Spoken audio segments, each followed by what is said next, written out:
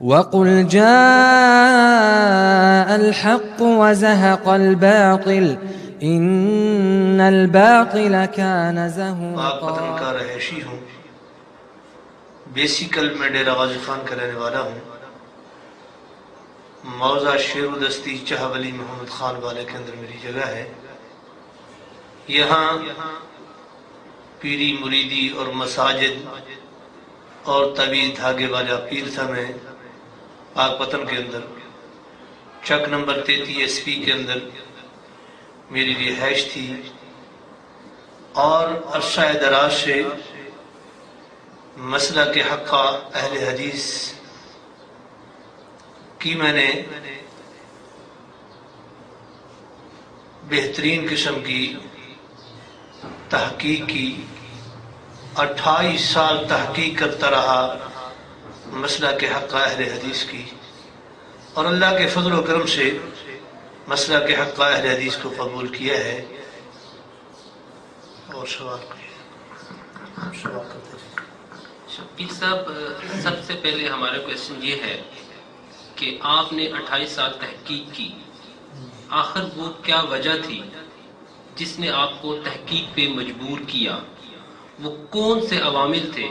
جن سے متاثر ہو کہ آپ نے تحقیق کی؟ اور یہ 28 سال آپ کو اتنا لمبا عرصہ لگا، اس دوران آپ کو بات سمجھ آ چکی تھی کہ نہیں آئی تھی؟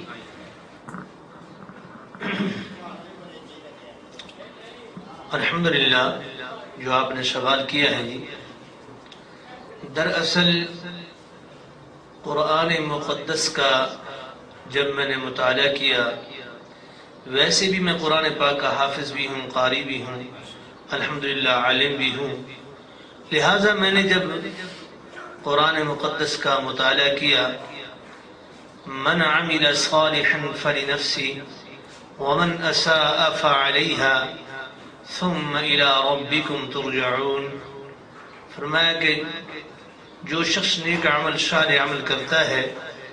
بس پھر اس کا فائدہ اس کی اپنی جان کو پہنچتا ہے، ومن اساء فعليها،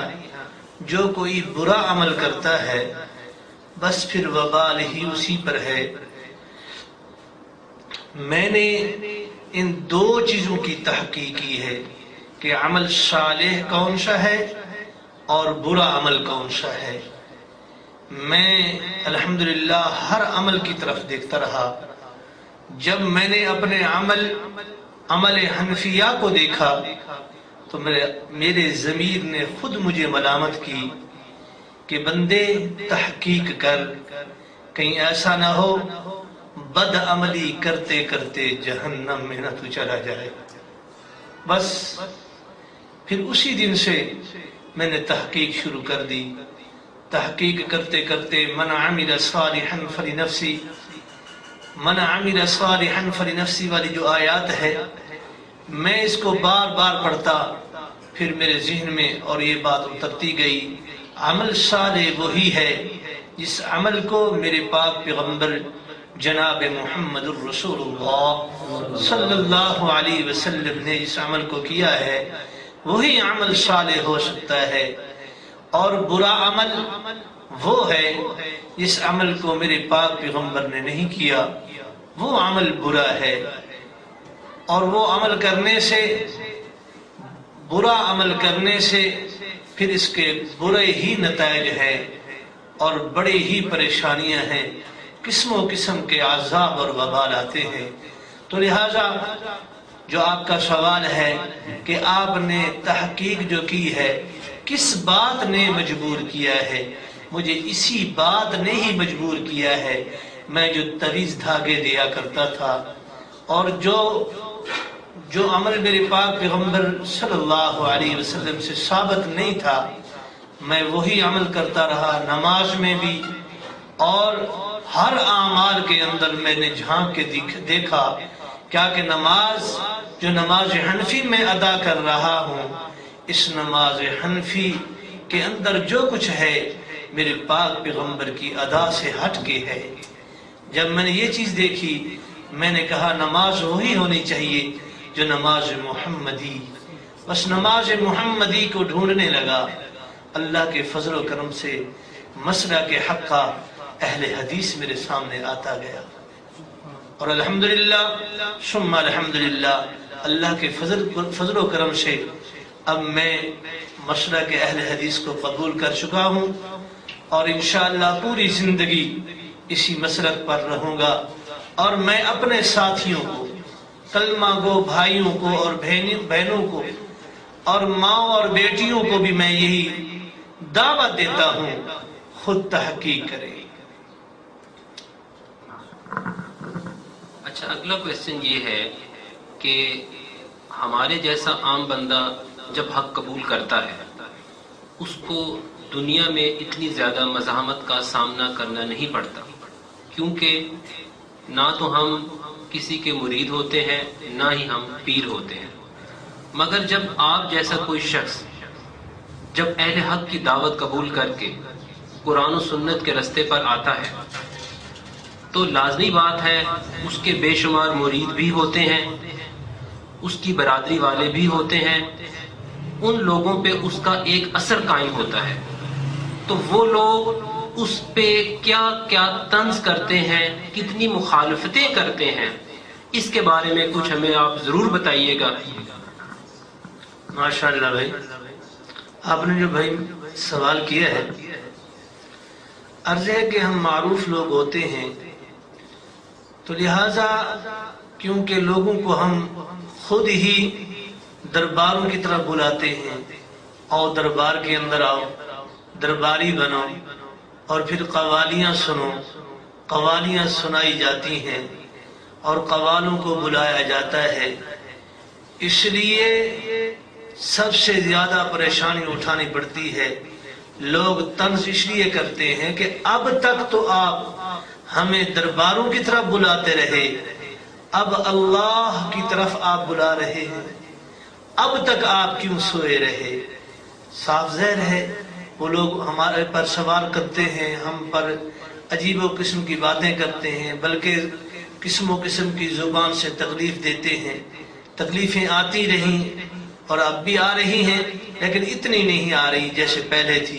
لیکن لوگوں نے مجھے مرتد بھی کہا، لوگوں نے قسم و قسم کی باتیں کی۔ میں نے لوگوں سے کہا، لوگوں جب میں قوالی کرا کرتا تھا، قوالی کیا کرتا تھا، اور جب میں درباروں پہ جا کے سجدہ ریز ہوا کرتا تھا، اور جب میری سیرت اور صورت محمدی نہیں تھی اور سیرت اور صورت کسی اور کی تھی بنا کے میں پھر رہا تھا، بے روپیہ جب تک میں رہا، اس وقت تک تو آپ لوگوں نے مجھے کچھ نہیں کہا۔ جب میں مسئلہ کے حق کا اہل حدیث کو قبول کیا ہے، کتاب و سنت کو قبول کیا ہے، اس وقت تک تمہاری انگلیاں بھی میری طرف اٹھنے لگی ہیں، تمہاری زبانیں بھی میرے خلاف چلنے لگی ہیں، اور تم بھی میرے خلاف ہو گئے ہو۔ کوئی بات نہیں، میرا اللہ میرے لیے کافی ہے۔ اب ہمیں یہ بتائیے گا کہ آپ کے کتنے مرید تھے جو آپ کے ساتھ اٹیچ تھے، اور جب آپ قرآن و سنت کے رستے پر آئے تو کن کن لوگوں نے آپ کے ساتھ حق قبول کیا وہ، اور اس کے بعد جیسے جیسے ٹائم گزرا اس کے بعد کتنے لوگ اب آپ کی دعوت قبول کر چکے ہیں؟ دیکھو جی، میں جو پیر بنا ہوا تھا، درباروں کے اوپر جا کے جو کچھ میں قوالیاں یا تویز دھاگے، میں ایک جو پیر تھا تعویذ دھاگے والا، جنات بھوت نکالنے والا، ہاں جی، اسی بات پر لوگ میری بیعت کرتے تھے بھی یہ جو تعویذ لکھتا ہے اس کے تعویذ کے اندر بہت بڑا اثر ہے، اور یہ دھاگا بناتا ہے اس کے دھاگے کے اندر اثر ہے۔ جو کچھ میں قوالیاں یا تویز دھاگے، میں ایک جو پیر تھا تعویذ دھاگے والا، جنات بھوت نکالنے والا، ہاں جی، اسی بات پر لوگ میری بیعت کرتے تھے بھی یہ جو تعویذ لکھتا ہے اس کے تعویذ کے اندر بہت بڑا اثر ہے، اور یہ دھاگا بناتا ہے اس کے دھاگے کے اندر اثر ہے، اور اس قسم کے اور اس کی پوری تعداد میرے ذہن میں نہیں، ویسے ہی ایک اندازہ لگایا کرتے ہیں، کم و پیش اندازہ، کم و پیش 80-90 ہزار تقریباً ہوں گے۔ اور جب میں نے اس مسئلہ کے حق اہل حدیث کو قبول کیا ہے تو شروع میں تو میری ہر بندہ مخالفت کر رہا تھا، کوئی قریب نہیں لگ رہا تھا، عجیب و غریب قسم کے لوگ مجھ پر تان مین کرتے تھے۔ اب الحمدللہ ثم الحمدللہ وہ لوگ جن لوگوں کو اب میں تقریریں سنا رہا ہوں، لوگوں کو سٹیج اہل حدیث کے اوپر بیٹھ کے یہ سناتا ہوں، کہتا ہوں لوگوں نہ تعویذ کے اندر شفا ہے، نہ تعویذ کے اندر نقصان ہے، تعویذ دھاگے یہ سب کچھ ناجائز ہے۔ اب الحمدللہ وہ لوگ ان باتوں کو سن کے اور کچھ میں الحمدللہ اللہ کے فضل و کرم سے، اللہ کی رحمت سے مسئلہ کے حق اہل حدیث کی میں حقانیت بیان کرتا ہوں، سچائی بیان کرتا ہوں، لوگوں کو کہتا ہوں لوگوں مسلک اہل حدیث اللہ کے قرآن کا نام ہے، نبی رحمت صلی اللہ علیہ وسلم کے فرمان کا نام ہے، اور مسئلہ کے حق اہل حدیث کی سچائی سب سے بڑی یہ ہے، اس مسئلہ کے حق اہل حدیث کے سٹیج کے اوپر جھوٹ نہیں ہوتا، جو بات ہوتی ہے دلیل کے ساتھ ہوتی ہے۔ لوگوں نے اب یہ بات ذہن میں بٹھا لی ہے، یہ تو وہی پیر عبد الرحمن ہے جو جنات بھوت نکالا کرتا تھا یا تعویذ دھاگے دیا کرتا تھا، یہ اپنے آپ کو خود کہہ رہا ہے میں پہلے باطل پہ تھا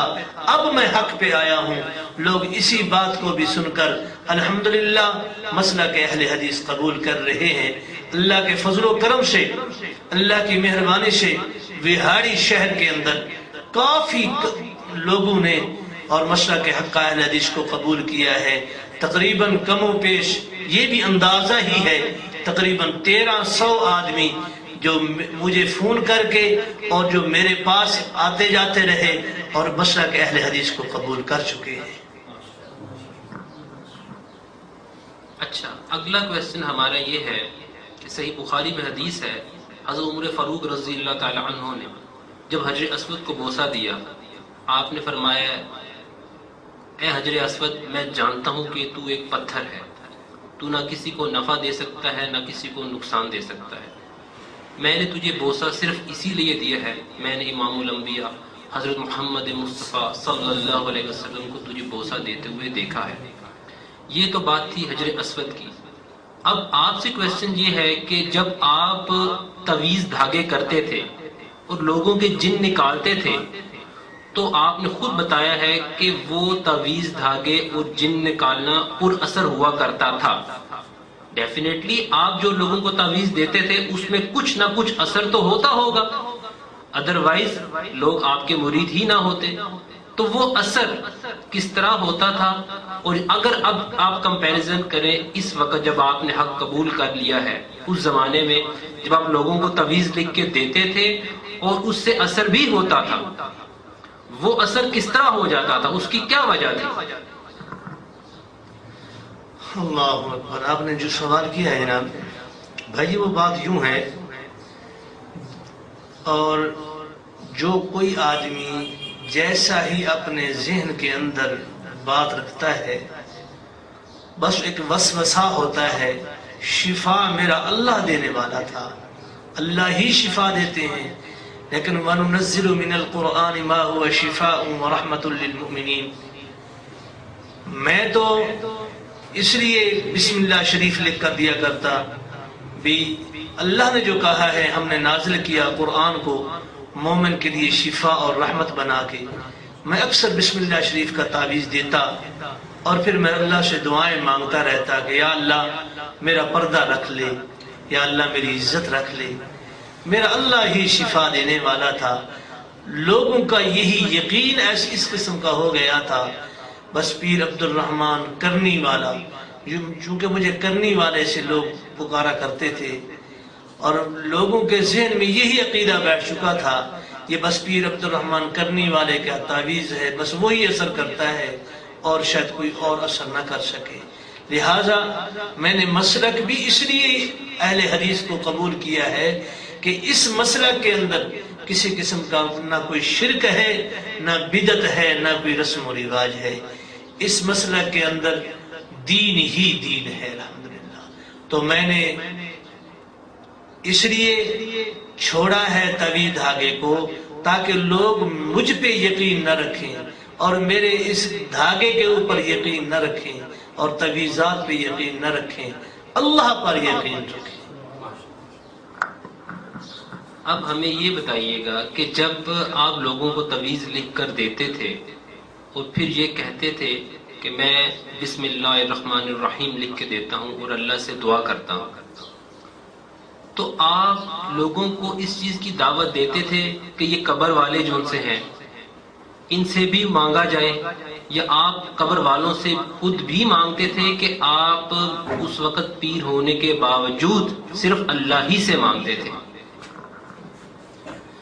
ہم قبر والوں کی جو دعوت دیا کرتے تھے نا، صرف اتنے تک یہ بات کہتے بھی آیا کرو، تعویذ لے جاؤ، اس کو استعمال کرو، لہذا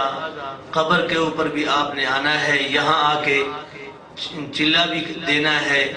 یعنی کہ 40 دن کے بعد ضرور آنا ہے، یہاں حاضری لگوانی ہے، بس اس حد تک. باقی الحمدللہ میں نے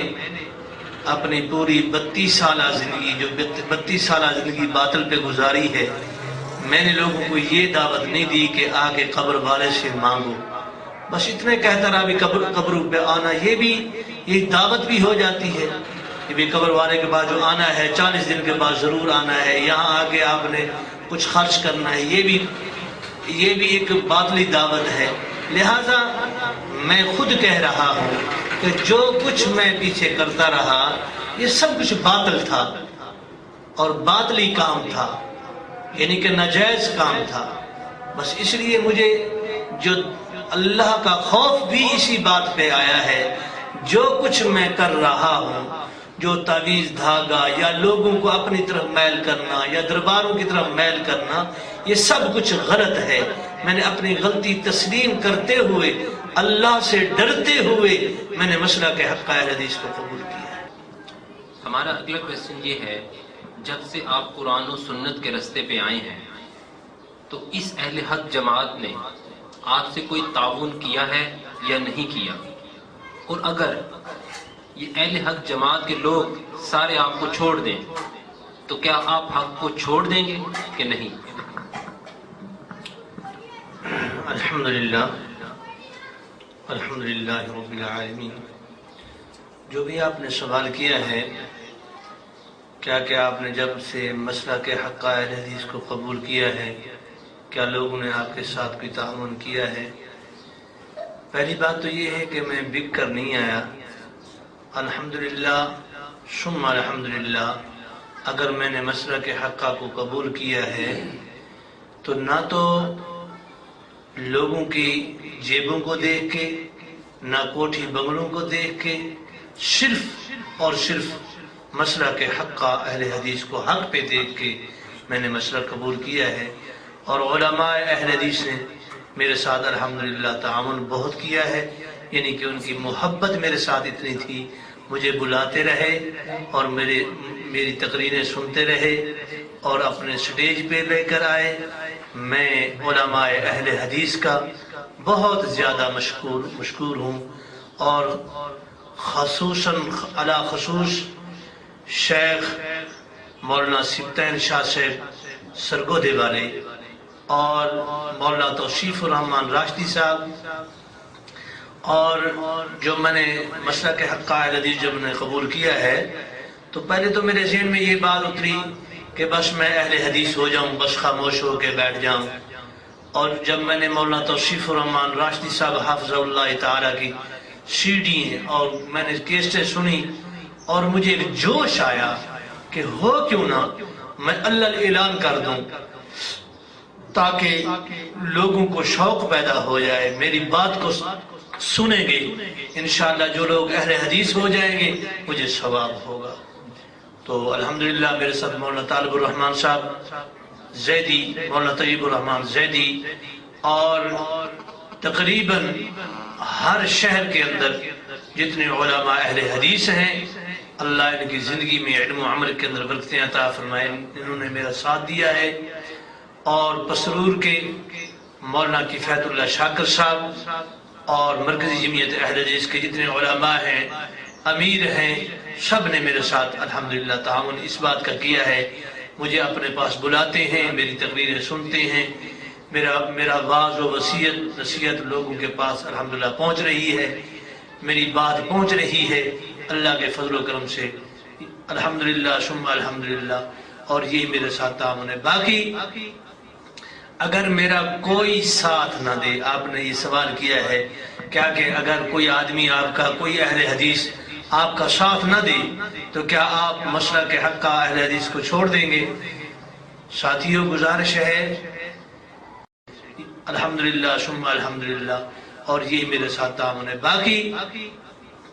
اگر میرا کوئی ساتھ نہ دے، آپ نے یہ سوال کیا ہے کیا کہ اگر کوئی آدمی آپ کا، کوئی اہل حدیث آپ کا ساتھ نہ دے تو کیا آپ مسلک حق کا اہل حدیث کو چھوڑ دیں گے؟ ساتھیوں گزارش ہے کہ انسان مجھے چھوڑ جائے کوئی بات نہیں، اور جس مسلک کو میں نے قبول کیا ہے اس مسلک کو قرآن اور حدیث کے مطابق ہی، عین ہی مطابق میں نے دیکھا ہے، اور مسلک میں نہیں چھوڑ سکتا، چاہے میں اجڑ جاؤں، غریب ہو جاؤں، کچھ نہ رہے، الحمدللہ ثم الحمدللہ میں اپنے مسلک اہل حدیث پہ ڈٹا رہوں گا، اور میں نے مسلک اہل حدیث کو قبول کر کے اللہ کے فضل و کرم سے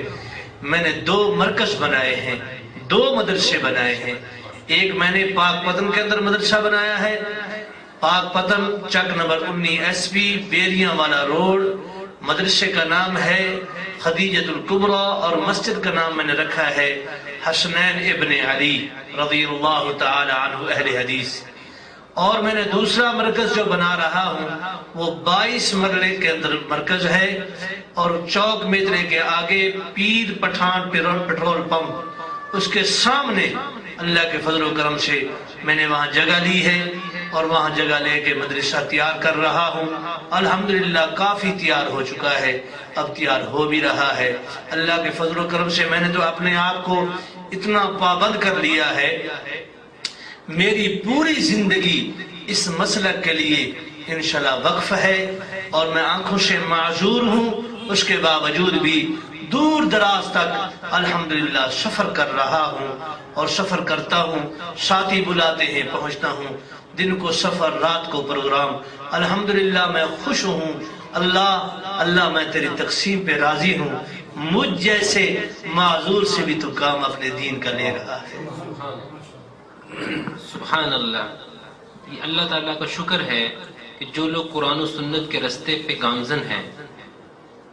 وہ حق کو جب قبول کر لیتے ہیں تو ان میں یہ تڑپ لگ جاتی ہے کہ کسی طرح یہ دعوت تمام دنیا کے انسانوں تک وہ پہنچا دیں۔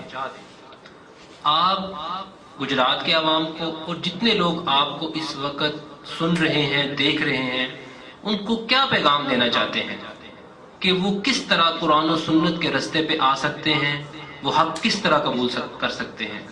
مختصر الفاظ میں ہمیں بتائیے گا کہ آپ عوام الناس کو، گجرات کے عوام کو کیا پیغام دیں گے؟ الحمدللہ میں اپنے مسلمان بھائیوں کو، مسلمان ماؤں اور بیٹیوں کو اور بہنوں کو میں یہ پیغام دوں گا، تعصب کا چشمہ اتار کے اللہ کے قرآن کا مطالعہ کریں، اور نبی رحمت صلی اللہ علیہ وسلم کا فرمان کا مطالعہ کریں۔ انشاءاللہ کتاب و سنت کی سمجھ آئے گی، اور اللہ کے فضل و کرم سے، اللہ کی رحمت سے آپ کو جب مسلک حق کا سمجھ آ جائے، اور انشاءاللہ توحید آپ کو سمجھ آ جائے گی۔ ایک بات میں اور بھی عرض کروں گا، یہ میرا مسلک اہل حدیث، اس مسلک کو میں نے قبول کیا ہے، یہ مسلک بغیر دلیل کے نہیں، میرا مسلک اہل حدیث اللہ کے فضل و کرم سے یہ دلیل کا دائی ہے، یعنی کہ دلیل کی دعوت بھی دیتا ہے. اس کے بعد جو دلیل ہے سب سے بڑی دلیل اللہ کا قرآن ہے، نبی رحمت صلی اللہ علیہ وسلم کا فرمان ہے. یہ مسلک کی دلیل جو ہے اپنی ذاتی دلیل نہیں. اور دوسری میں عرض یہ بات کروں گا اور میں پیغام دوں گا تمام مسلمان بھائیوں کو، کلمہ گو حضرات کو، مسئلہ کے حق کا اہل حدیث کی ذرا وضاحت سے اس کی تحقیق کریں، دن رات محنت کریں. انشاءاللہ اس مسلک حق کا اہل حدیث آپ کو سمجھ آئے گا. یہ مسلک حق کا اہل حدیث کتاب و سنت کا نام ہے. مسلک اہل حدیث قرآن نبی رحمت صلی اللہ علیہ وسلم کے فرمان کا نام ہے. مسلک اہل حدیث توحید کا نام ہے. مسلک اہل حدیث نبی رحمت صلی اللہ علیہ وسلم کی سیرت کا نام ہے، نبی رحمت صلی اللہ علیہ وسلم کی صورت کا نام ہے. اور میں بار بار یہی عرض کروں گا، عزیز بھائیو، خود تحقیق کرو، اپنی آنکھوں سے بخاری شریف کی تحقیق کرو اور مسلم شریف کی تحقیق کرو. یعنی کہ مسلم شریف کے اندر جتنی احادیث مبارکہ ہیں آپ کو رفع الیدین کی بھی ملیں گی، سورۃ الفاتحہ کی بھی ملیں گی، بلند آواز سے آمین کی بھی ملیں گی. دعا گو ہوں اللہ مجھے بھی استقامت میں رکھے اور تمام مسلمانوں کو کتاب و سنت کی سمجھ عطا فرمائے. آمین. اب ہمیں آپ یہ بتائیے گا، آپ نے جس طرح بھی ذکر کیا ہے آپ نے 28 سال تحقیق کی تھی، تو آپ نے دین کی تعلیم کہاں سے حاصل کی؟ آپ جب قرآن پاک پڑھتے تھے، جس طرح آپ نے بتایا آپ حافظ قرآن بھی ہیں، تو کیا قرآن پاک آپ کو سمجھ بھی آتا تھا؟ کیونکہ آج بھی بیشتر لوگ صبح شام قرآن پاک پڑھتے ہیں مگر وہ قرآن پاک بغیر سمجھے صرف اور صرف تلاوت کرتے ہیں، تو وہ قرآن سے کوئی نصیحت حاصل نہیں کرتے، قرآن پاک سے اپنے عقائد کی اصلاح نہیں کرتے. آپ اپنے بارے میں بتائیے گا کہ آپ نے دینی تعلیم کہاں سے حاصل کی تھی؟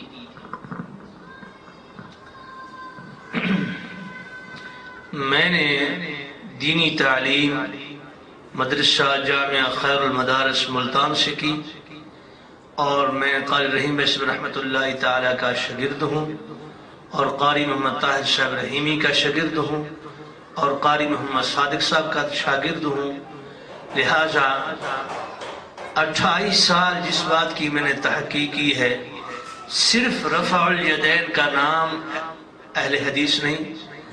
اور بلند آواز سے آمین کہنے کا نام اہل حدیث نہیں، اور سورۃ الفاتحہ پیچھے امام کے پڑھنے کا نام اہل حدیث نہیں، بلکہ پوری زندگی محمدی گزارنے کا نام اہل حدیث ہے. اور قرآن پاک کا میں حافظ ہوں، الحمدللہ قرآن کو سمجھتا بھی ہوں، سمجھتا بھی تھا. لیکن میں ایک بات عرض کر چکا ہوں اپنے سننے والوں کے سامنے، بھی تعصب کا چشمہ اتار دیں. جب تعصبی چشمہ آپ اتاریں گے، جو اب تعصب ہے نا مسلک اہل حدیث کے ساتھ، یہ چشمہ اتار کے پھر مطالعہ کریں، انشاءاللہ کتاب و سنت کی سمجھ آئے گی. ماشاءاللہ. آپ ہمیں یہ بتائیے گا کہ آپ کو کتنا وقت گزر چکا ہے قرآن و سنت کے رستے پہ آئے ہوئے؟ الحمدللہ ثم الحمدللہ، اللہ کے فضل و کرم سے، اللہ کی رحمت سے مجھے 1 سال تقریباً 5 مہینے ہو چکے ہیں. چونکہ پچھلے سال ذیقات کے اندر، ذیقات کی 20 تاریخ کو میں نے مسئلہ کا حق کا اہل حدیث قبول کیا، اور میرے شیخ ہیں قاری محمد یعقوب طاہر صاحب، اور پاک پتن کے اندر رہنے والے ہیں. ان کے مدرسہ خالد بن ولید کے اندر، اور قاری مولانا اکرام وٹو صاحب، اور مولانا قاری خلیل اللہ فاروقی صاحب، اور قاری مولانا حکیم ثناء اللہ صاحب، دیگر علماء اہل حدیث پاک پتن کے وہاں میں نے جمع کیے اور ان کے سامنے مسئلہ کے حق کا اہل حدیث قبول کیا. جزاک اللہ. آپ ہمیں مزید یہ بتائیے گا کہ خلیفہ اور گدی نشین میں کیا فرق ہوتا ہے، اور آپ پاک پتن میں جب تھے تو آپ خلیفہ تھے یا گدی نشین تھے؟ ماشاءاللہ، یہ بہت بڑا پیارا سوال ہے ساتھیو۔ جو گدی نشین ہوتا ہے، گدی نشین قبر والے کا پوتا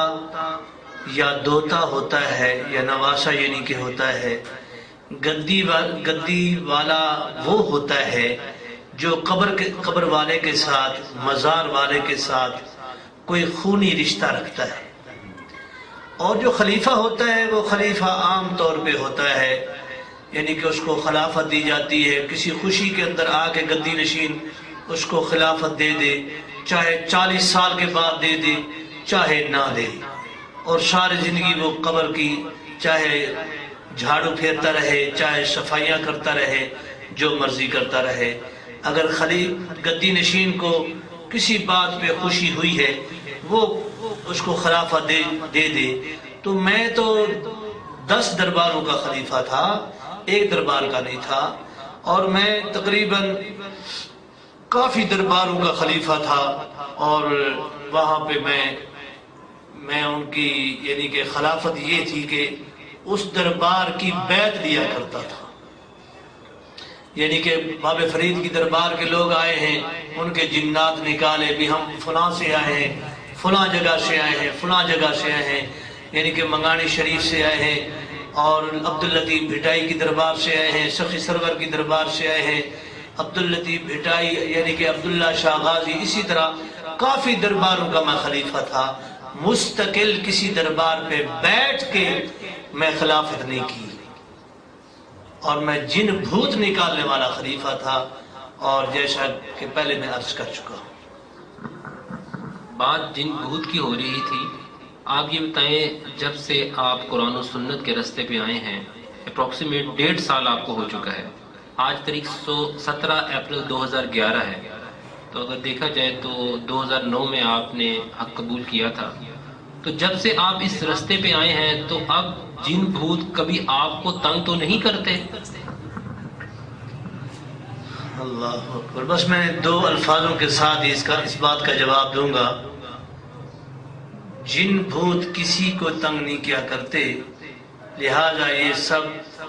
جو کچھ بھی ہے، لہذا اللہ پاک ہر مسلمان کو توفیق عطا فرمائے، وہ حق بات کرتا رہے اور باطلی چیزوں سے بچتا رہے۔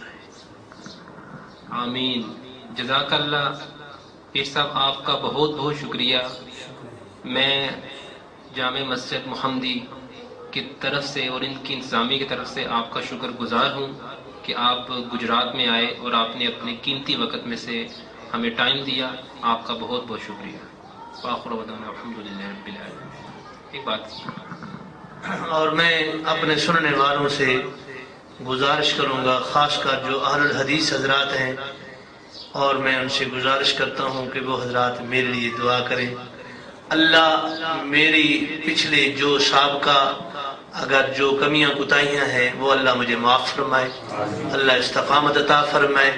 اللہ کتاب و سنت پہ چلنے کی توفیق عطا فرمائے۔ جو حضرات اب تک اس مسلک کو قبول نہیں کر چکے، ان سے درخواست ہے مہربانی کرو اور خود مطالعہ کرو۔ اگر آپ کو سمجھ نہیں آتی،